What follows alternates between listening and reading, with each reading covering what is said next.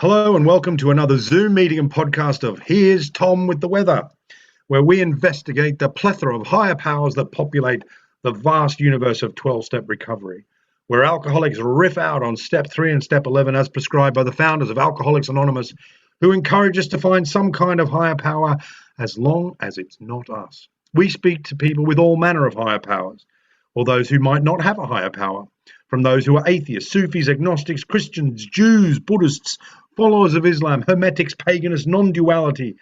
The list is endless. We leave no stone unturned. It's our aim to promote understanding and open-mindedness so that alcoholics and addicts can find a higher power of their own to stay sober and carry the message. We promote tolerance and empathy for folks who might just have different spiritual practices than we do.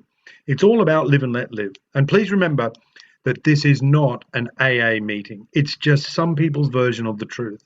And sometimes we talk to seekers, we talk to gurus, and to people not necessarily in recovery, but today we are. And today we're speaking to Ade Richardson. Ade, how are you, mate? I'm good. Good. Good to be here. Yeah, it's great to see you, mate. So I'm just got a short bio here of Ade, and it's a pretty thrilling one. Ade Richardson is a producer and director and podcaster. He grew up on the border of Bedford-Stuyvesant and Crown Heights in Brooklyn, New York. He benefited from the rich cultural and ethnic diversity of the area, where the people in his neighborhood inspired the many characters that he would create for his films. Ade's talent for film directing was developed at Brooklyn College, where he studied under Professor Robert Tutak. Ade uses his passion for writing and directing to find a greater truth about himself and the world around him.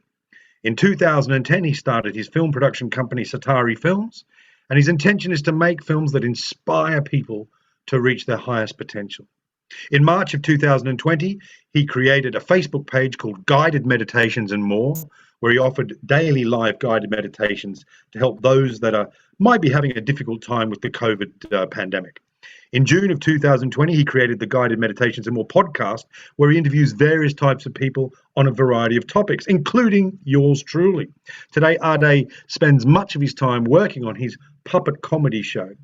And there's something called Blue News, is a news parody comedy show where Ade interviews stuffed animals. And in the midst of all that, it's okay to say without breaking his anonymity that Ade is in recovery, and that's what we're all about here. So great to have you here. Thanks, Ade, and I'm looking forward to seeing the stuffed animals show. How many have you filmed so far? I just filmed the 11th one yesterday, and so 11. Yeah, I enjoy it very much. It was sort of one of those unexpected things. You know, I've always thought of myself as a very serious filmmaker. You know, I love directors such as David Lynch, Andrei Tarkovsky, and you know, so to do this sort of filmmaking is not something that I thought I would do, but it was something that I enjoy more than anything. You know, I feel like I'm a kid again, making these videos and making voices and doing this sort of thing. Great. And we obviously, I'd love to have a film discussion with you at a later date, but today we're going to talk about your spiritual search, or your spiritual, well, where you are spiritually. But I'm just going to start off today. It just occurred to me, and I don't know why, just something that came to me. And I just want you to just imagine this, is that I'm a newcomer to the rooms, whether I'm in NA or AA or any 12-step program, and I'm having troubles with the whole higher power thing. And I'm an atheist or an agnostic. How would you convince me of a higher power in the existence of God? Let's see. So you're an atheist or an agnostic? Let's call me an atheist. Call me an atheist. Okay. Yeah. The short answer is I wouldn't. Okay. Yeah. Yeah, it's I'm not one to really give advice or anything like that, or and especially in terms of higher power, something that I feel is very personal, and And I always like try to keep in mind I'm viewing the world through my own filters and my own unique conditioning. So I wouldn't want to sort of project that onto someone else. And so I guess, if someone asks me, my idea of higher power and things of that nature, to the best of my ability, I would share that with them, Okay. just from my own experience. So, Well, I certainly will be. That's one of the key questions that I'll be asking you later on. And sorry to throw that at you straight up. no, no. I am interested. It does occur to me sometimes that if I was an atheist or an agnostic, and which I wasn't when I came in here, I was probably more agnostic, but it was potentially tricky for me, and I've seen a lot of people struggle with it. So I'll be interested to get your take on that. So let's get back down to business, down to brass tacks. Where were you spiritually before you got sober, and compared to where you are now? Hmm. Spiritually, before I got sober, it's a good question. Um,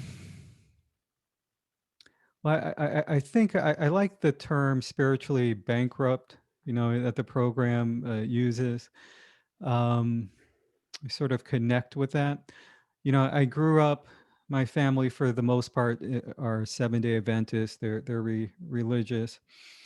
And, I went to church not regularly. Um, I knew the Lord's Prayer, and I said that prayer every night. But I think I did it just because it was one of those things that I was told you had to do. So just to relieve my conscience, I'll check it off the list. And even when I was out drinking and drugging and doing all this sort of thing, if I was conscious enough, I would do the prayer really quickly, the Lord's Prayer, say it really quickly, and then go to sleep. Um, excuse me. That being said, when I look back, and maybe more so prior to my drinking and using history, there, I did notice there was this knowingness, this feeling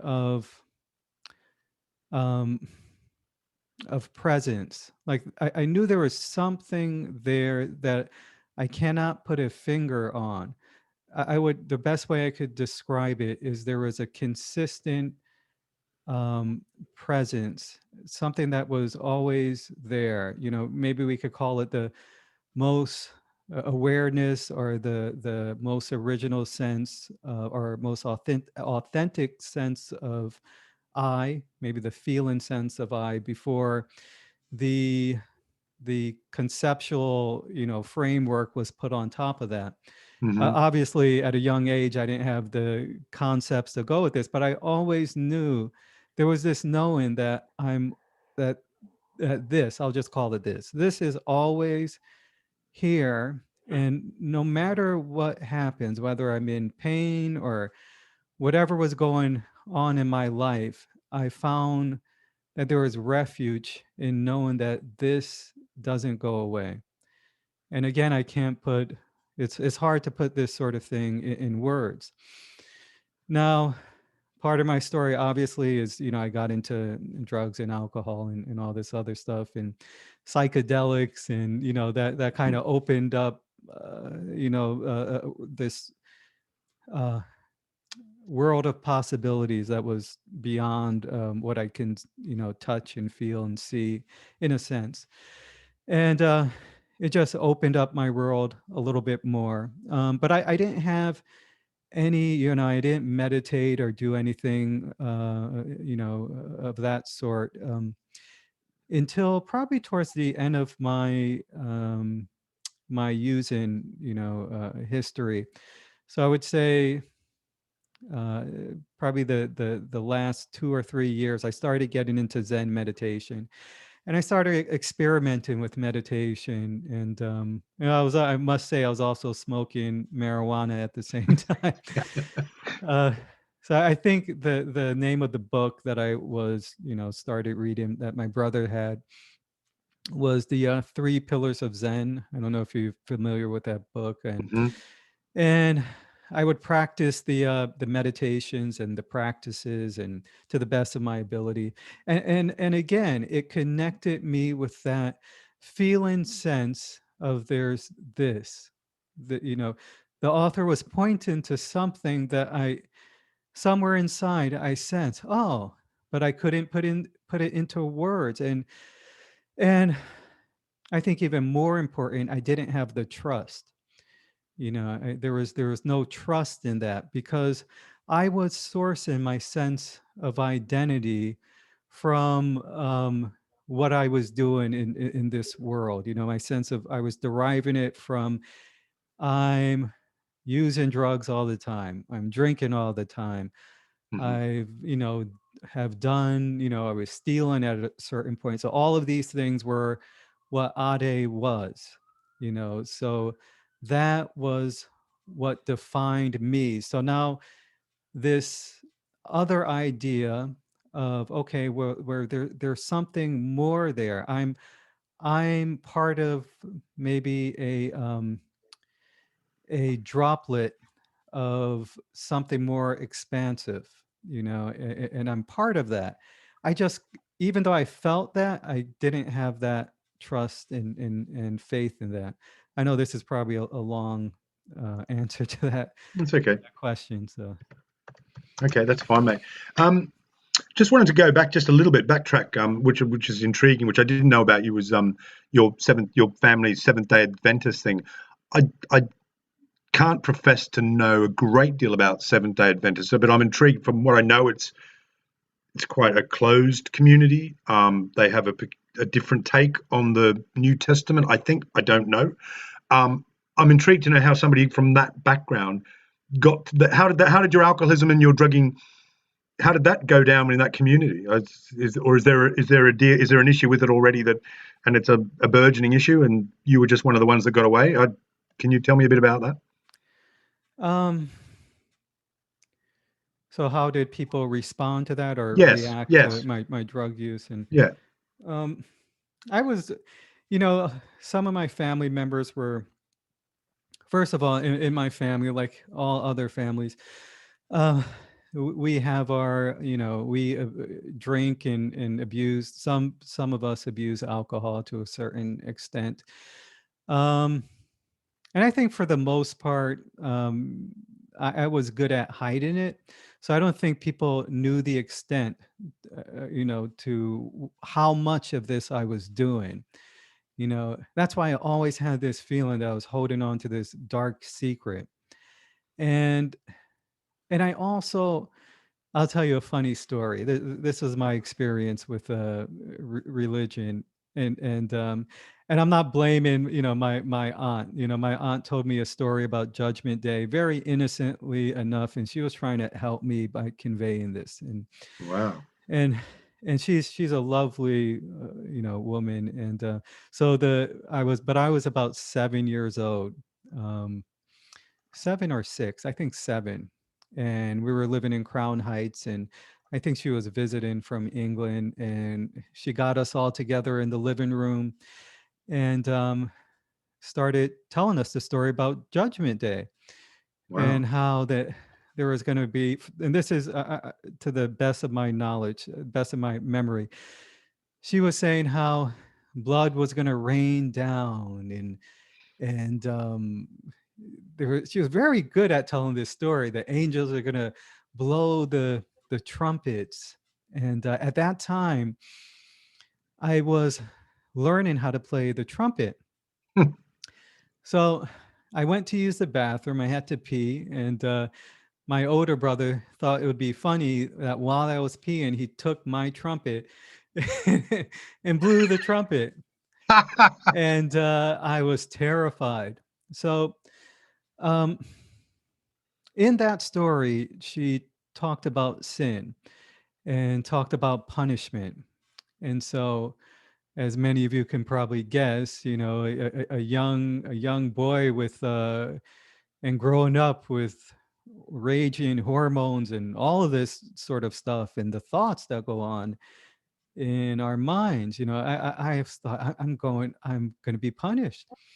So throughout life, I was not only hiding what I was doing from other people, I was hiding it from myself, and I was hiding it from a guy with a long beard sitting on a cloud up in the sky. I envisioned him with a stick and looking to see what I was doing wrong, because then I'd be punished. But I couldn't help myself. I did wrong things, and I would almost flinch, like, oh my God, I hope that this person doesn't see me and punish me.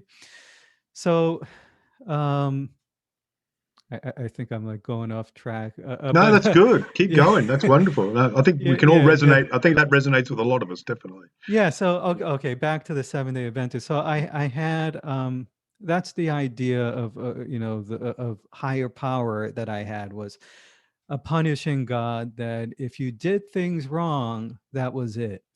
And to make God happy, you had to do things right. So it wasn't like a higher power that loved me unconditionally, you know. And again, I'm not saying anything against religion or against family members or anything like that. Hmm. This is the way that I took it. This is how I perceived it. This is how I interpreted it to mean. And I carried that around, to a certain extent. Um, Still to this day, I think that lingers. I think there's still some of that there. That fear of the judgment, I guess that fear that they count every hair on your head, sort of judgment, and that there'll be some sort of reckoning Yeah. at the end of days and stuff like that. I'm interested to hear about the apocalypse. Was it based on the revelations at the end of the Bible? Is that the sort of end of days thing that your relative was talking about? Well, I need to say first, you probably know more about religion than I don't know. I I don't. like tuned out. I daydream. Good. Things went in. Mm. I took on a lot of some of the what I'll call negative sort of things. Uh, but yeah, I don't know a lot of the specifics. I did like singing, in church when everyone would sing these church songs, and I went to a 7-day Adventist school for a little while, and the teacher would hit us on the hand with a ruler. Oh, Yeah. And right. one day I was chewing on a pen, and it exploded in my mouth, and I got scared because it was ink in my mouth, and I said to the teacher, "What's going to happen? I got ink in my mouth." And she said, "You're going to die." Wow. Yeah. I'm assuming that was how old were you when that happened? I was in 4th grade, so I don't know, Wow. you do the math. Okay. Um, but yeah, but one of the things I enjoyed about that school was, singing in church. You know, I Mm, really like singing church songs. mm, They're really nice, so. mm. So I guess so that fear, that judgment, and that stayed with you, and like as you say, so just tell us about your last couple of days out in the drinking and drugging land. What was that like, and how did you end up coming into the rooms? If you don't wouldn't mind telling us. Sure. Well, I felt like I got to the point, I hit a lot of bottoms. Um, had done a lot of things that I never thought I would do. You know, whatever image I had of what I thought a quote unquote good person was had gone out the window. You know, any chance of being the person that, this God up in the sky expected had gone out the window. Um, so now I did a lot of avoiding, denial, and but that stuff just kept. I couldn't escape myself. So um, the drugs and the alcohol helped me to just numb myself. So it was just about numbing the emotions, numbing the fear, numbing the idea that I'm not good enough. I'm not. I'm like I'm a throwback. I'm not wanted. I'm just not good enough. Of course, like the typical alcoholic, to balance that, I'd have moments of the great I am, Hmm. because I needed that sort of balancing factor. Uh, so either I was up really high and then down really low.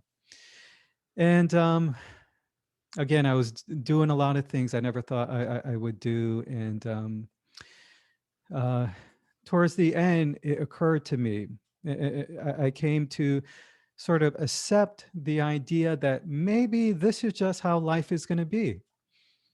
I'm going to be an alcoholic drug addict. This is just my life. And that was both scary and both a moment of, okay, I don't have to resist it anymore. So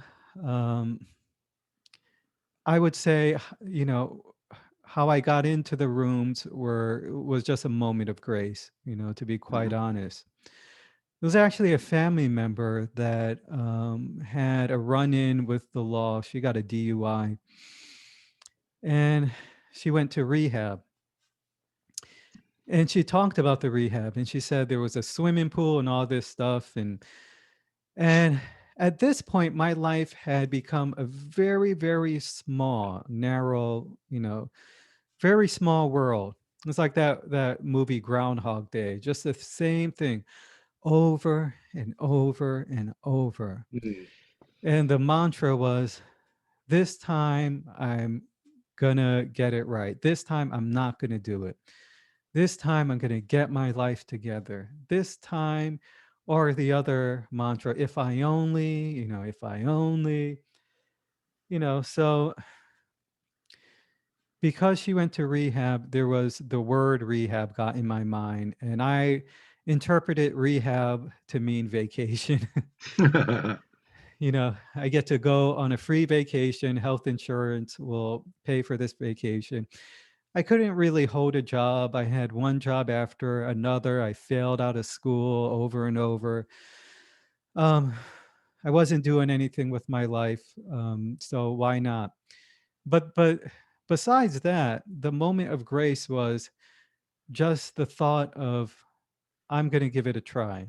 I'm going to go to rehab.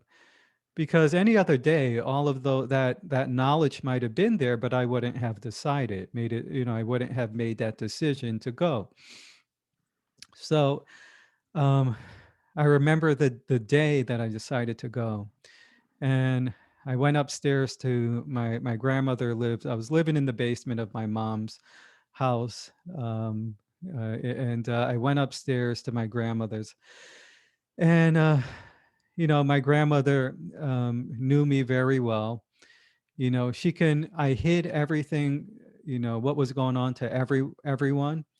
And I would hide by using sarcasm, um, by smiling, having the, yeah, hi, and, Mm. everything's okay. But inside, I felt like the lowest person on the face of the earth. You know, sometimes I just felt like I wish I can grab someone and say, help me. I don't know what's wrong with me, but help me. And I don't know what to do. Um, but I would not do that, but that day, and, I remember one day I went up to my grandmother's, and I always tell this story because these stories that stay with me, I think had an impact in my life. So my grandmother was sitting on her bed, and I came up, and she cooked every day, and I was recovering. And when I say recovering, I wasn't in recovery. I had just the day before had done a lot of drugs and alcohol, and it was my recovery day. And I went upstairs to get some food from grandma because I knew she always cooked. And I went to her. She held my hand, and she looked at me, and I was smiling, "Hi, grandma." And she had these piercing eyes. She looked right through my eyes and smiled right back. And she said, "Boy, you look like death." So she knew. And so Mhm. that day, I made the decision. I went up to her and I said, "Grandma, I'm going to go to rehab." And And I said, it's a place that you go to, I want to stop drinking. And she said, yeah, I think that's a good idea. So, and then I told my mom was very supportive. Everyone was supportive. And the day before I went into rehab, I had my going away party, and which was just an excuse to get more drugs and alcohol from my friends. And that was August 30th, 2002. And Wow. so I'm coming up on 19 years with God's grace, August. Yeah, so it's been quite a journey. That's when Mm, the journey began. And my intention was to go to rehab to learn how to, and I'm sure a lot of people have done this, to learn how to drink correctly. And um, my plan was to go to rehab and then only drink on the weekends, and in a year get my life together, um, finish school in a year, which didn't even make sense, get a good job, and mm. so Fantastic. That's amazing. Um, yeah, I had a grandmother like that as well. So it's yeah. like, yeah. And what just, like, I'm interested, the spiritual, obviously this is kind of, we do focus on, 3 and 7 and 11 on this those steps in this meeting really. And I'm really interested to know, because I know where you're at spiritually now, and I know that you sort of, because we've had our another self inquiry podcast that we do, a meeting that we do, and I know that your spirituality has transformed, beyond all recognition. I would guess. I'm assuming. How did you how did you get from that rehab to where you are now? And I mean, we talk about guided meditation, and you do a bit of teaching on your own, and you sort of carry the message. How did that happen? How did that transformation happen? Yeah. It's been an interesting journey. Hmm. Yeah, it's, I guess, a life beyond my wildest dreams, that's what I would call it. Um, I would have never expected. My greatest fantasy was being on an island with, the perfect girlfriend and the drugs and alcohol, and, that I could do as much as I want. And it would never get, my wildest dream, I can never get past that point. It would never go past that. Um, so, when I got into the program, and they started talking about the steps, and that began, and also you hear in the meetings, to start pointing the finger inward, and not in a judgmental way, but start, enough with the blame, start doing inventory, start looking at what is, taking stock, of what is, not in a, judgmental, or with condemnation, and things of that nature, which took me some time to be able to do. It's something I'm still working on. Um, and when we got to the 11th step and doing the meditation, and before that, I was um, putting my, putting my foot in the water here and there, practicing meditation. And one of the first books, well, there was the Dalai Lama, The Art of Happiness, Hmm. uh, which I really enjoyed. Then Eckhart Tolle, or is it Tolle? A New Earth. Hmm. I really enjoyed that book. Um,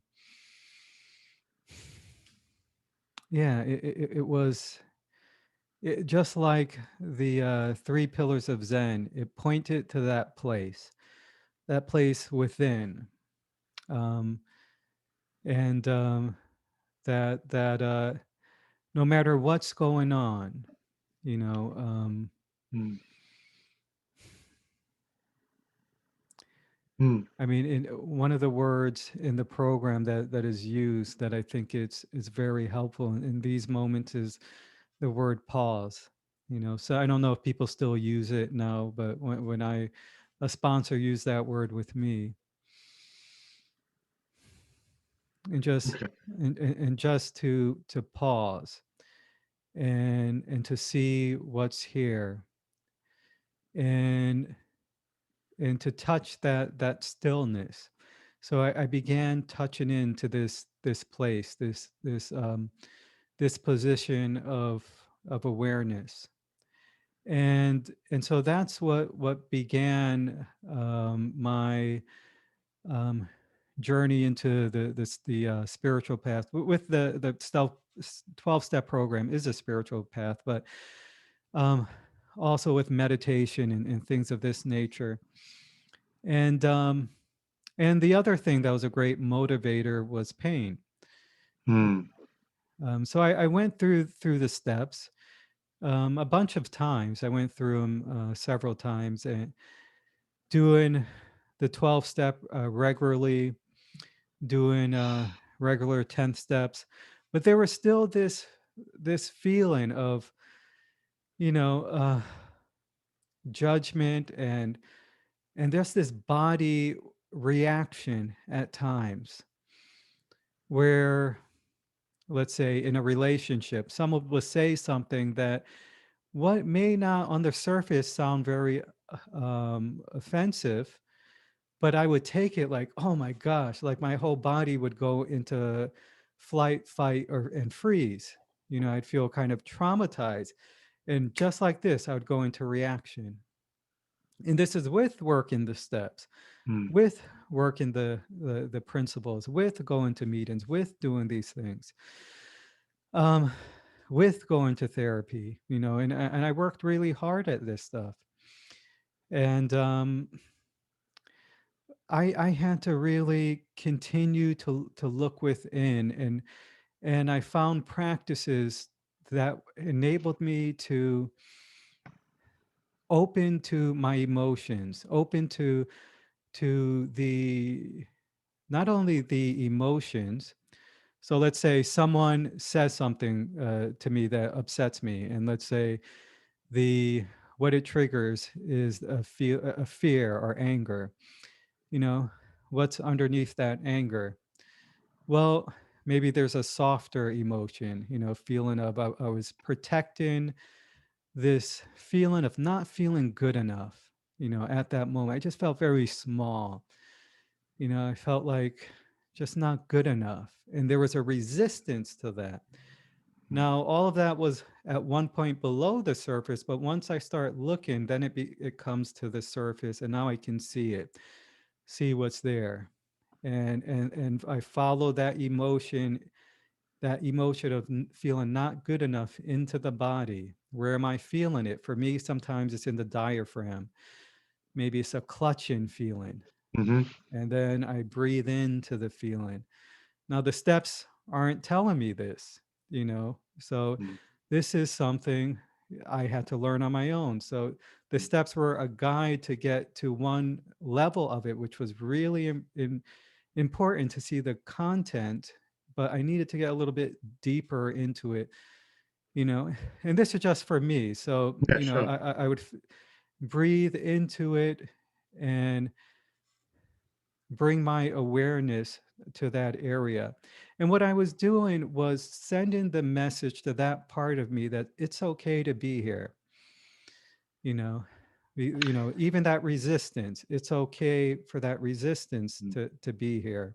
Mm. You know. You mentioned sorry, and I don't want to go too much into the therapy side, but you mentioned the Mhm. word therapy.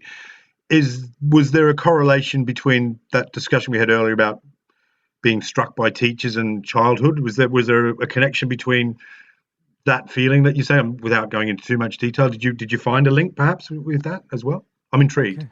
Can you repeat that? Well, did you was that you mentioned before your previous when you were a child and the trauma that you might have had as a child? Was there any connection between that and those feelings of not being good enough? I'm just wondering whether you worked on that as well.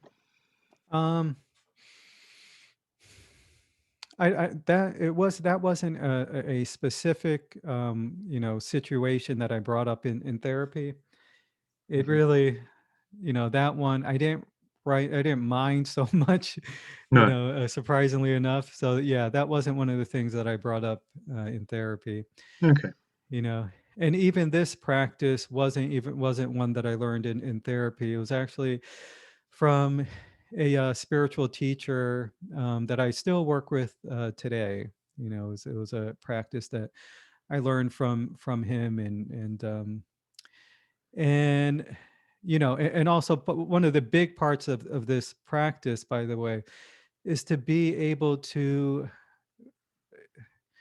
It's not just doing that practice; is to be able to, and for lack of a better word, tap into that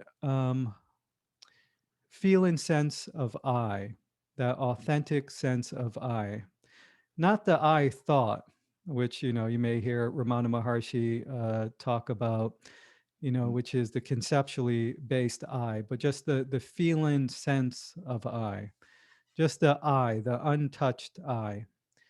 And so this practice of it's coupled with having that awareness as well. I just wanted Just to add that part. yeah, and just I guess for people who might not know who Ramana Maharshi is, just a quick description of him. Yeah, he wouldn't call himself a teacher or a sage, or he wouldn't call himself anything. Right. um, but I would call him a sage, a I guess you could say realized being, um, enlightened. He would not say any of these things. He would not use these words. Okay. This is just what I would call him. I think he died in 1950 in India, so he was an Indian. For anyone who didn't know, he's an Yeah, Indian sage in the yeah, Indian yeah. sage. Yeah, he died of cancer, 1950. Okay. Yeah. Okay. So I'm going to invite now people. If you've got a question for Ade, please send them in chat, and I'll read them to him. So please send them away. And I'm just going to ask you the big question then, Ade, is that we always ask all our people, and this is the one that gets this is the money shot, as it were. What's God? Who is God? What can you describe God to us? And what's your concept of God? I like, yeah, I knew you were going to ask me that question, Mhm. and it really, I was very nervous about this question, um, because what comes to me is I don't know. I don't know what God is. Um, Anything I could say some qualities perhaps, Okay. and I would say God has the quality of unconditional love. I like the analogy that the sun doesn't only shine on the flowers. The sun shines on garbage as well. Hmm. The sun is shining everywhere. It's not, there's no preference there. Um, you know, I would say God is the creator, creation itself, the creation that just, I'll tell you a dream I had that didn't feel like a dream. Um, but it gave me more hope when I thought of the prospect of death and things like that. Because I went through, and I still go phases of, I get really afraid I'm going to die, um, and so I was having these fears. Oh, I'm going to die, and I have kids. What am I going to do? And all this sort of stuff. And this dream. And now this may sound bizarre to some people, but I'm going to say it anyway. Uh, like the saying is, take what you need and leave the rest. Um, this dream, before the dream happened, there was a surge of energy.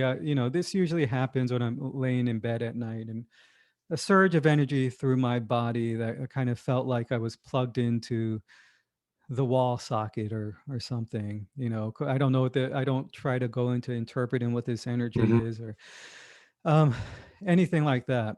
So the dream was I felt I was dying, but it was this sense of me that was dying, and it was dying, and I had to let go. It was fading away, and as I was letting go, as I let go, I was shooting through, like if you could imagine warp speed in Star Trek, just Hmm. these lines were just so I was I was becoming. So as this part died, something else came. So I was infinitely becoming something else and becoming something else. It was not ending. It was just like just going and going and going. There was still this feeling of the personal me that was still there, even in the dream. And there was still some nervousness of that going away. Um, but it also gave me this kind of faith that whatever it is, this creator, it just keeps going and going and going, and this me is is is is a small part of that. So so in some way there is this sort of I that's there. It seems that just keeps creating and creating itself. So I don't know. That's just So you had kind of a Stargate enlightenment experience. Is that how you might say it? I would call it, yeah. That's pretty good. Like creation creating itself over and over and over and over and over again. Infinitely creating. So I would say, to the best of my um, and maybe part of this process is being absorbed in that, whenever the time comes. But but again, this is just from my Hmm. limited perspective and my viewpoint at this moment. So So you said, but you had some kind of, was it an ego death, as the so-called ego death that they call about in some circles? Is that the process? Is that what you'd say it was? um, maybe it was some aspect of that. It wasn't a total ego death. My my kids, my family will attest to that. Still a lot of ego here, a lot of work to be done, and Okay, things of that nature. But it was a glimpse of something, and I've had a lot of glimpses along the way, and so yeah. fantastic. Have you had just as a matter of interest, just when you sort of opened that door with the Stargate experience, if that's what it was, Mhm. have you had any supernatural experiences since you've? Is there anything that you can sort of relate to us that you might have had that's synchronicity events or anything, any kind of other bizarre occurrences that are out of the norm? Yeah, quite a few. Yeah. Let's hear them. Yeah. And a lot of energetic stuff, like you could call it kundalini or what. I Yeah. don't like to put these words to it because I think I don't know what other people are experiencing, and uh, but it's things that, and sometimes they happen when I feel like I'm lacking in faith or in trust, and I feel like I don't know how I'm going to do this or that, and and these experiences will blow my thought. You know, it will blow Okay. the mind. So it'll say, you don't have any clue, what's going on, and it's just like wipes everything clean. So I've had experience. Like one experience was Ramana Maharshi. I again another blast of energy, and there was just a ringing in throughout my body, of vibrating that just increased. And then I went into a village in India, and what I call Ramana Maharshi, I can't say for sure, but it wasn't like a dream. It was like it was another dimension, as far as I know. I can't say anything with any absolute. I don't say any absolutes about anything. Um, so I walk into this area. He's playing a instrument, and there are other people sitting around. And he looks at me, and I look at him. And for the first time in my life, whenever someone looks at me and I look at them, I'm afraid that there might be judgment, that they may see who I am, and I would want to hide. When this being looked at me, it was like looking at myself, but not Ade, just looking at this awareness. There was just total unconditional love. And he like motioned me to come to him, and I went to him. He was playing a tambourine, and I took it, and he was showing me how to play. And there was a little bit of worry that I wonder if I'm taking up too much of his time, because there's all these people here. And that was not, he just wanted to give me all of it was like his message was, you have all the time that you need, and he was showing me how to play the instrument. And what I took from that is, in this life I have the time I need to do whatever I'm here to do. And then there are other experiences. I've had an experience. Well, again, these are all, a surge of energy comes first, and then I went through like all of creation, in terms of the human creation, just flashed through my eyes. Just like almost like images being projected really fast. There was a lot of Egyptian symbol, like things I would have never have known, or just went it just flashed through my mind very quickly. And but the funny thing is after those experiences, I don't know, like what I get from them. Like there's like afterwards, I don't see, like sometimes I expect, well, am I different at anything? I would even like go to the bathroom and look in the mirror and say, no, I look the same Ade here. Like doesn't Yeah, seem like yeah, anything. mm, And then I would also have a big mm, low a lot of times. It would take a lot of the energy, especially it would be a big high and then a crash, and it would take some time to kind of recover from those, whatever you call them, kundalini, whatever sort of words you want to put to it, okay. so. That's brilliant. Thank you very much. I do want to go back to sort of I just want to be sort of look at it the opposite and represent our atheist and agnostic friends.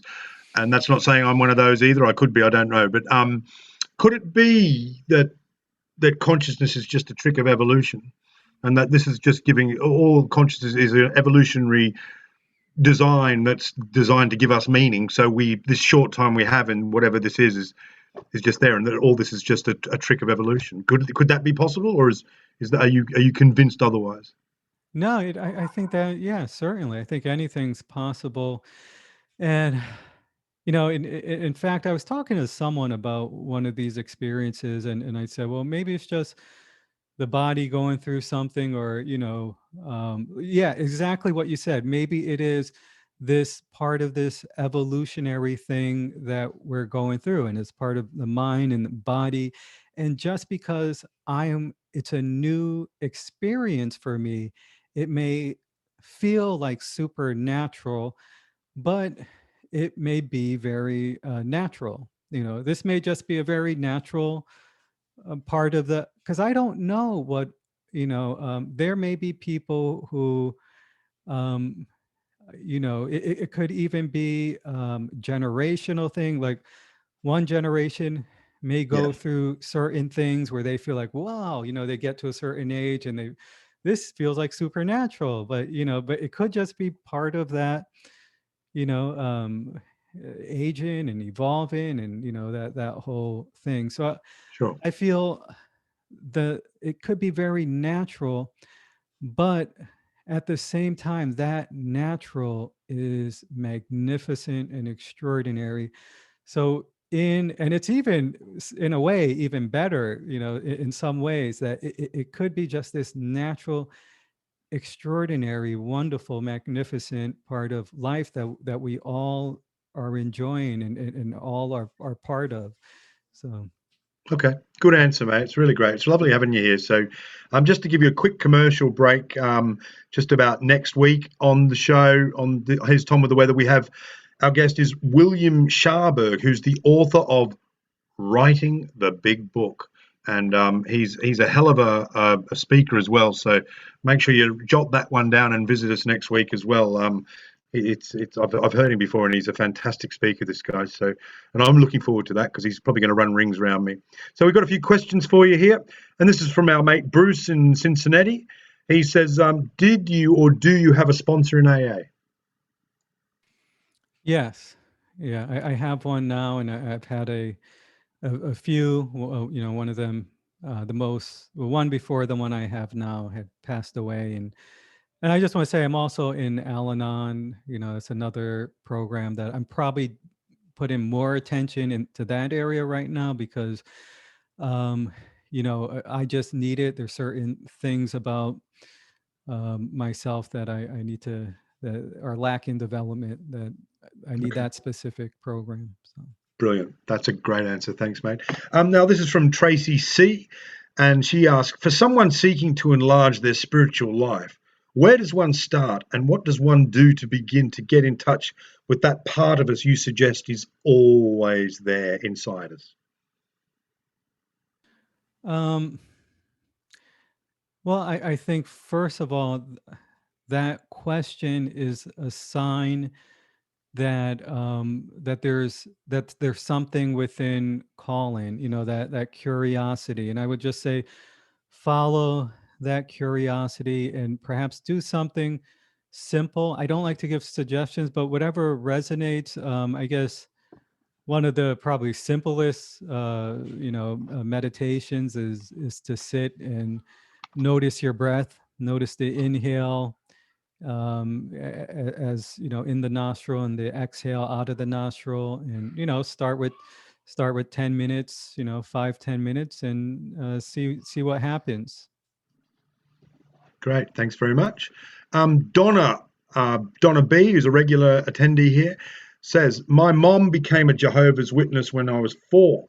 When I left the religion at 16, she let me know that I wasn't welcome in her life. That rejection is one of the things that fueled my addiction. Do you still have relatives in your religion, and how do they treat your spiritual path?